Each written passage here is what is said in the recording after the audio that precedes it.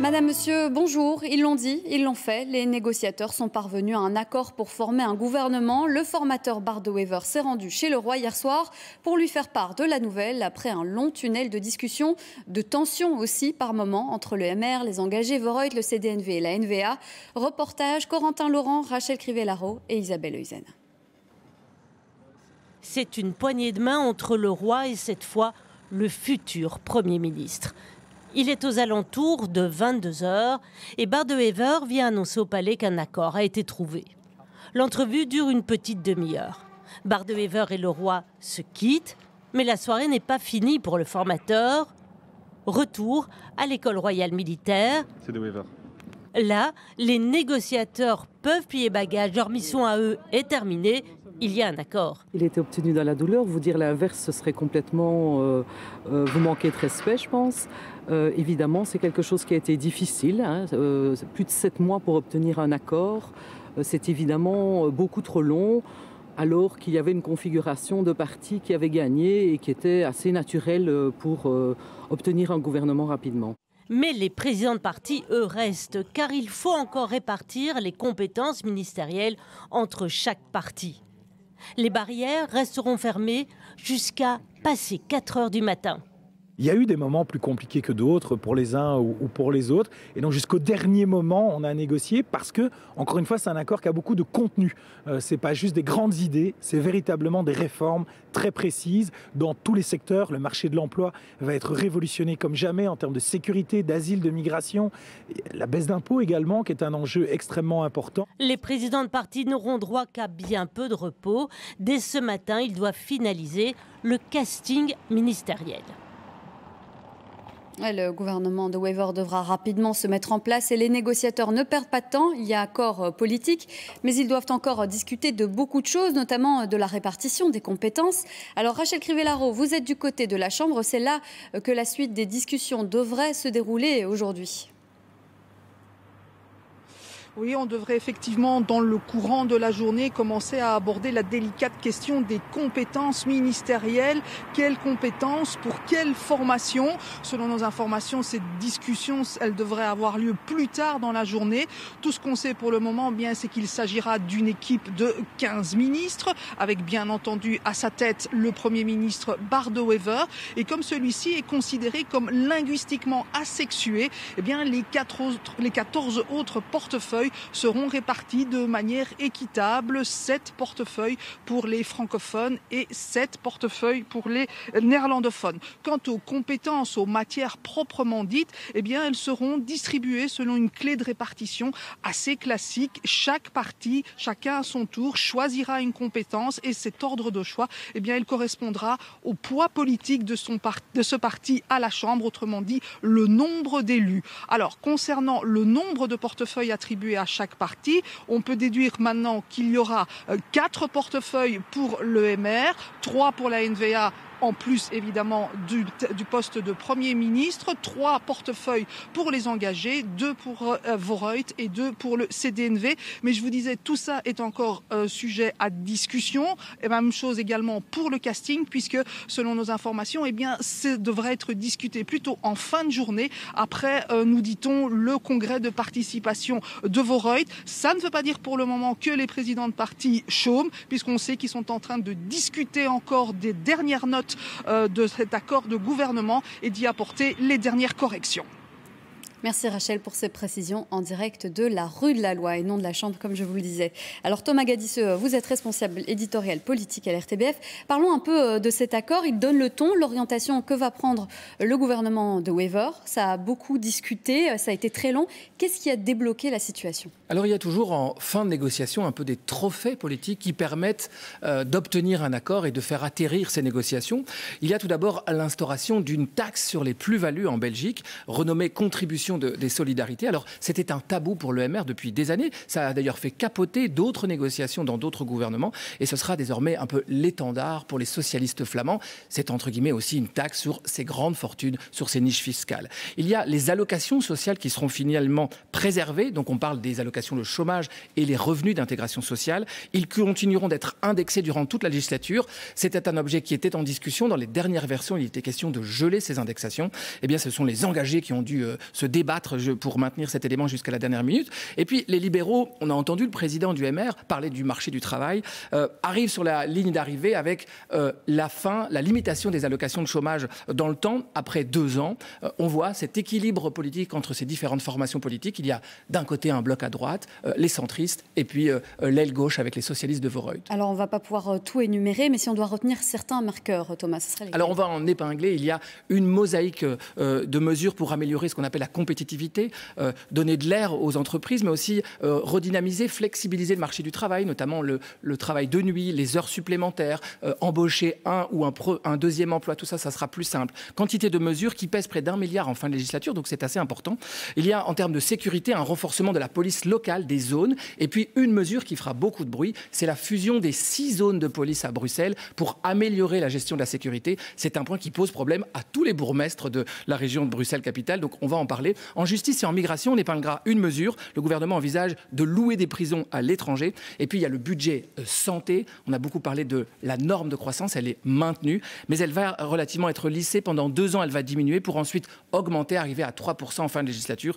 Là aussi, c'est un dossier qu'on continuera de suivre. Évidemment, et avec vous, Thomas. Et un accord finalement donc obtenu après des heures, des mois de discussions hier soir, des discussions qui ont commencé au lendemain des élections législatives. Et enfin, hier soir, la voiture de Bart De Wever qui arrive au Palais. Le président de la N-VA a entre ses mains l'accord.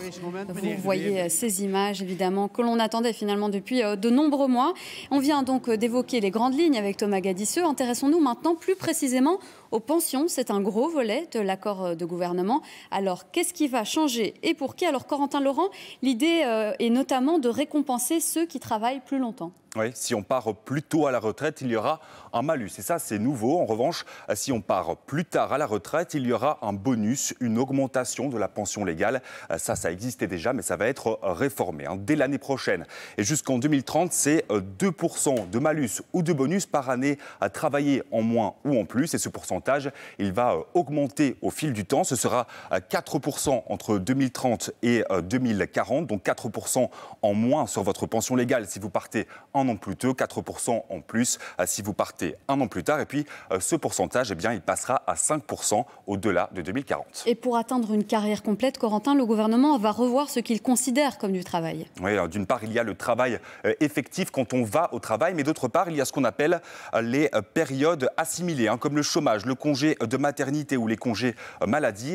À l'avenir, dès 2027, ces périodes ne devront plus dépasser 40% d'une carrière complète. Au-delà, elles ne seront plus prises en compte dans le calcul de votre pension. Et puis la situation va aussi changer pour les fonctionnaires. Oui, on les a déjà beaucoup vus manifester dans les rues. D'abord, il y a un changement sur le calcul de la pension basé actuellement sur les 10 dernières années. Dès 2027, cela va progressivement s'allonger pour atteindre un calcul sur la carrière complète. Et comme on gagne moins en début de carrière, le calcul sera moins intéressant pour les fonctionnaires. Ensuite, il y a la fin des régimes spéciaux. La retraite à 56 ans pour les militaires ou 55 ans pour les cheminots. Ce sera terminé progressivement. L'âge de départ à la retraite va reculer pour atteindre le même âge que tous les autres travailleurs. Merci Corentin pour ces explications. Et évidemment, le contenu de l'accord ne manque pas de faire déjà réagir l'opposition. Malgré la présence des socialistes flamands au sein du futur gouvernement, le banc de gauche dans l'opposition grince déjà des dents. Sans surprise, PS, PTB et Écolo flinguent la nouvelle majorité. Le casse du siècle pour le PS, un gouvernement titanesque pour Écolo et un gouvernement de casseurs pour le PTB. On voit cela avec Thomas Deschamps et Tidiem Kouach. Pour les partis de l'opposition, il n'aura pas fallu longtemps pour critiquer l'accord de gouvernement conclu hier soir. Pour le banc des gauches, PS, PTB, Écolo, c'est le virage à droite toute. Paul Magnette, le président du Parti socialiste, réagit dans un tweet sur le réseau social X. À chaque page de l'accord de gouvernement, on trouve des éléments cachés de réforme de l'État. Ce gouvernement n'a qu'un but, préparer dans 5 ans la fin de la solidarité fédérale. La N-VA n'a pas changé et il n'y avait manifestement pas de francophones autour de la table. Le PTB s'est réuni ce matin en bureau de parti. La gauche radicale fourbit déjà ses armes et promet au futur gouvernement de Wever une opposition dure. Quand j'entends aujourd'hui qu'on veut pousser les gens à bosser jusqu'à 67 ans et que s'ils ne le font pas, ils auront des sanctions financières, des malus pensions de 2 à 5% sur les pensionnés, mais enfin, je ne comprends pas comment on peut attaquer à ce point-là le pouvoir d'achat. Quand j'entends que les quelques exceptions qui existaient pour les pensions des fonctionnaires dans les métiers pénibles, on veut les supprimer et attaquer à nouveau les pensions des fonctionnaires, moi je ne comprends pas. Du côté des écologistes, on parle d'un gouvernement titanique qui va faire couler la Belgique.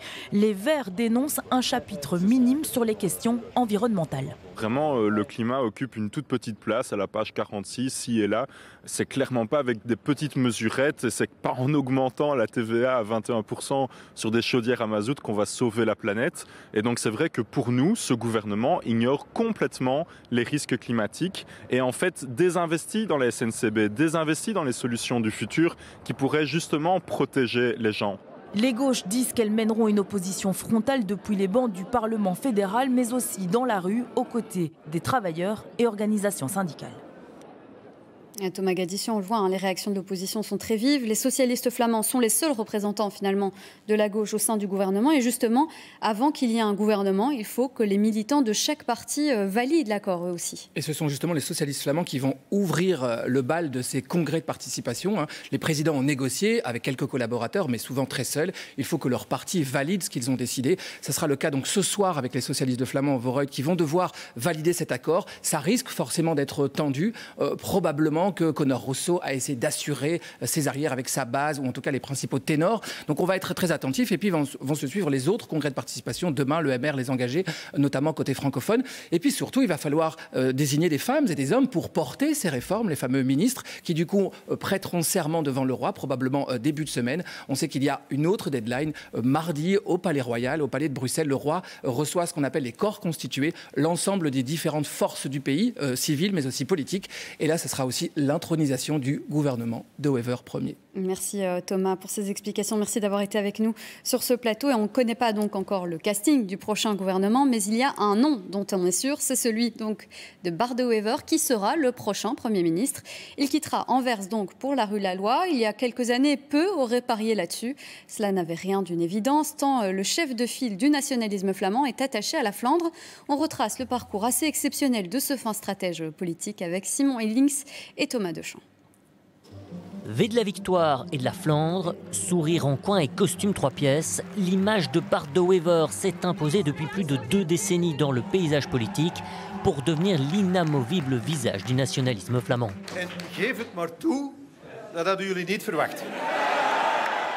Même si celui-ci a bien changé au cours du temps et comporte plusieurs facettes.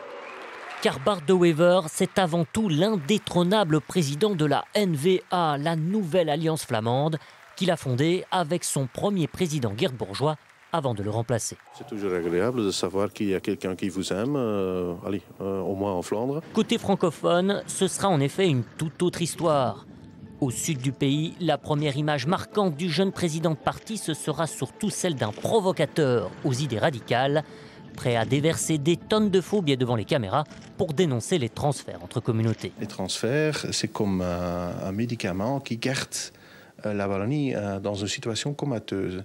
Et ça ne sert à rien. S'en suivra une décennie au moins de phrases chocs et de polémiques sur la Wallonie, les syndicats ou les réfugiés, toujours dans un style brut de décoffrage. Je m'en fous comme dans les années 40 de tous ces rumeurs et de tout ce qu'on dit après derrière mon dos. C'est ce qui se passe derrière mon dos, c'est de mon cul. Mais à trop aimer choquer, Bart De Wever restera longtemps un repoussoir chez les francophones, malgré ses efforts plus tardifs pour tenter de convaincre aussi au sud du pays. Nous avons les meilleures intentions à votre égard. Nos propositions n'ont pas pour objectif de vous compliquer les choses. Pourtant, dans le même temps, en Flandre, sa popularité s'envole rapidement. Alimenté par sa participation à des jeux télévisés à succès, son sens de la répartie et son humour pince sans rire. Une popularité qui fait de lui le plus gros faiseur de voix du pays et le propulse à 4 reprises comme informateur royal, avec des fortunes diverses, début chaotique en 2010, formation inattendue de la coalition suédoise en 2014 ou échec personnel en 2019, alors qu'il négocie longuement avec le socialiste Paul Magnette. Er is een regering mogelijk. Ik meen dat heel serieus. Dat is crimineel onverantwoordelijk om dat nu af te blokken. Enfin, Bart De Wever, c'est aussi depuis plus de 10 ans le bourgmestre de la seconde plus grande ville du pays, Anvers, dont il a apuré les dettes et pour laquelle il s'est aussi retrouvé en première ligne face aux mafias de la drogue. J'ai fait comme bourgmestre ce que je peux faire. Mais à un moment donné, si on touche les organisations criminelles, ça devient une compétence judiciaire qui est au fédéral. Du jeune agitateur au conservateur prudent, la trajectoire de Bart De Wever aura accompagné les principaux soubresauts politiques des 20 dernières années. Reste à savoir laquelle de ces multiples facettes il compte le plus montrer à l'avenir. Le visage de Bart De Wever qui fait les gros titres de la presse ce matin, et ça aussi, ça donne le ton des prochaines années. Mais qu'en pensez-vous? Même si la NVA a déjà été au pouvoir, un gouvernement De Wever, cela peut laisser interrogateur certains francophones. Et que pense-t-il finalement aussi de l'orientation que va prendre ce gouvernement? Reportage Clément Glessner et Éric Bévert. Samedi, c'est jour de marché à Namur, mais aussi place Flagey à Bruxelles. Des deux côtés, on trouve des personnes qui applaudissent l'accord de gouvernement. Une très bonne nouvelle, je suis très contente. Il est temps que nous ayons un gouvernement. Bon, nous allons voir ce qu'il nous réserve, parce qu'on nous a promis de très bonnes choses, mais je ne sais pas si elles vont être réalisées. Mais il ne faut pas chercher longtemps pour trouver des mécontents. On file vers un système qui va de plus en plus vers la droite, une droite dure, avec des restrictions, disons-le, sociales. Parce qu'avec l'Arizona, on va te manger très salé, on va beaucoup souffrir. Bon, enfin, on va voir ce qu'il fait, mais de toute façon, c'est de droite, donc ça va aller mal. Ça va être très chaotique. Bart De Wever, Premier ministre, c'est aussi une perspective qui en inquiète certains. Bart De Wever, non. Pour moi, non. Non, je plains les Wallons. Avec ces façons qu'il veut séparer la Belgique, qu'il en parle depuis plus de 10 ans, ça risque d'être dangereux. Mais là aussi, il y a des avis plus conciliants. Lui qui est un petit peu nationaliste, je pense que lui va maintenant faire un autre visage. Il va mettre maintenant un visage pour la Belgique, pas uniquement pour la Flandre. Donc je pense que c'est pas mal. Et puis le régime que s'est imposé le leader de la NVA semble jouer pour lui. Il a fait un effort pour maigrir, c'est déjà une bonne preuve de volonté. Je pesais 130 kilos maintenant. Il en fait aux alentours des 70, moi de 80, donc je pris exemple sur lui. Mais il n'a pas de mauvaises idées, voilà. Enfin, il y a tous ceux qui ne sont pas au courant, qui ne veulent rien savoir ou qui sont tout simplement résignés. Il n'y a rien qui changera. Pour moi, il n'y a rien qui changera. Ça, ce n'est pas sûr. Du changement, il va visiblement y en avoir, qu'on le souhaite ou pas. Et voilà donc pour ce que l'on pouvait dire à cette heure-ci sur cet accord survenu tard hier soir en vue d'un gouvernement De Wever. On continue à suivre cette actualité, à décortiquer le contenu de l'accord évidemment dans notre JT, mais aussi sur notre site RTBF Actu où on vous partage toutes les dernières informations vérifiées.